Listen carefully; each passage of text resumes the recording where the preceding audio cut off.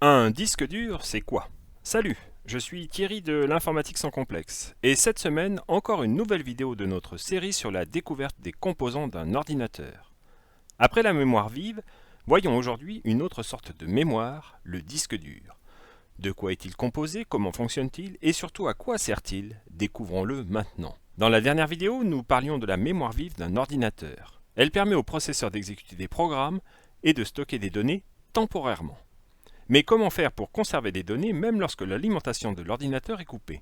C'est le rôle du disque dur.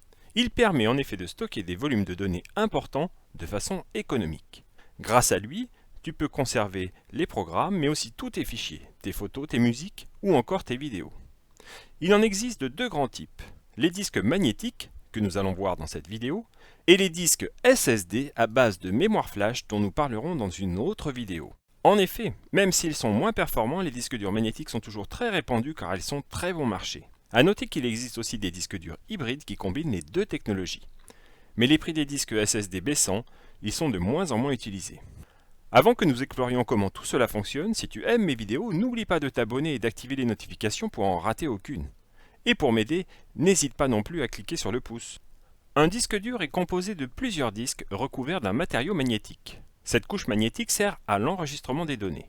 Les disques durs tournent à une vitesse de 5400 ou 7200 tours par minute. Certains disques plus rapides tournent même à 10 ou 15 000 tours par minute. Mais ces disques plus chers sont en général réservés aux serveurs informatiques.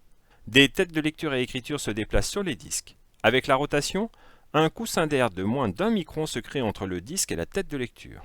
Tout ceci est enfermé dans un boîtier parfaitement étanche. Et oui, tu imagines que la moindre poussière peut avoir des conséquences désastreuses. Tu t'en doutes, sur un disque dur, les données sont inscrites en binaire. Si tu ne te souviens plus ce que c'est que le binaire, n'hésite pas à aller voir ma vidéo sur le sujet. Sur les disques, les données sont donc inscrites en cercles concentriques.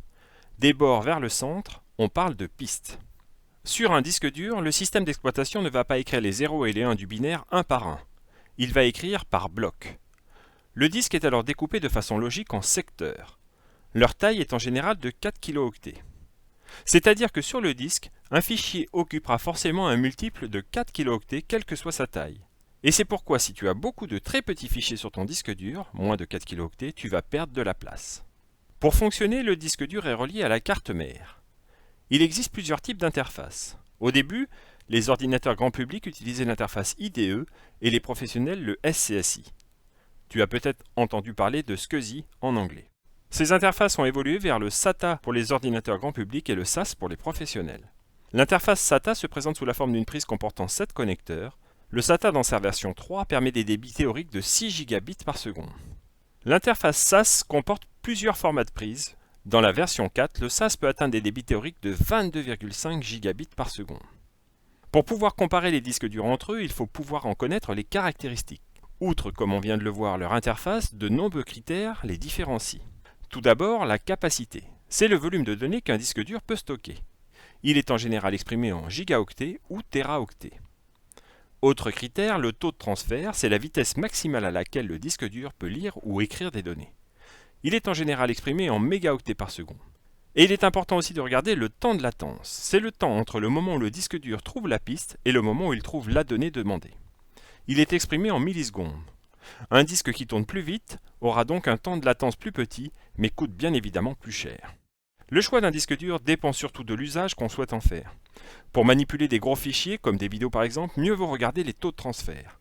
Mais pour gérer une multitude de petits fichiers, mieux vaut se concentrer sur le temps de latence. Voilà, tu en sais un peu plus sur le disque dur de ton ordinateur. J'espère que tu as aimé cette vidéo. Ne rate pas la prochaine vidéo de la série sur les composants d'un ordinateur. Et n'hésite pas à partager tes connaissances et à me faire tes retours dans les commentaires. A très vite pour une nouvelle vidéo sur une question informatique en moins de 3 minutes.